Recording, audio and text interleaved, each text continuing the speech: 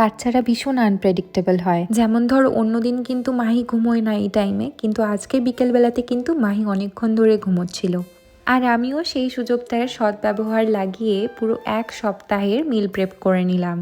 তবে এটা কিন্তু কোনো বিদেশি মিল প্রেপ নয়, এটা একদম ইন্ডিয়ান বাঙালি মিল প্রেপ বলতে পারো। বাচ্চাকে সামলে ডেলিকার সবজি কেটে ধুয়ে খিচুড়ি বানানোর থেকে আমার মতে বলে সবজিটাকে যদি কেটে ধুয়ে আগের থেকে ফ্রিজে রেখে দেওয়া যায়, সেক্ষেত্রে কিন্তু কাজটা অনেকটা এগিয়ে যাওয়া যায়। সবজি বাজারের জন্য আমাদের কোনো আলাদা দিনক্ষণ নেই। দেবনীল অফিস থেকে আসার সময় অল্প করে করে সবজি আনে, আর বেশি করে সবজি আনলে আমার মাথা পুরো গুলিয়েই যায় যে আমি কবে কি রান্না করব। তাই ওকে আমি আগের থেকেই বলে রেখেছিলাম যখন সবজি আনবে অল্প অল্প করে আনবে। জানো তো এই সবজিগুলো না সকালবেলাতেই আমি কেটে পরে ধুয়ে নিয়েছিলাম যখন মাহি ঘুমোচ্ছিল। তোমরা তোমাদের বেবিদেরকে যে সবজিগুলো দাও সেগুলো নিয়ে নিতে পারো। আমি এর মধ্যে গাজর, বিনস, ফুলকপি, মটরশুঁটি এই সমস্ত সবজিগুলোই রেখেছিলাম। জানো তো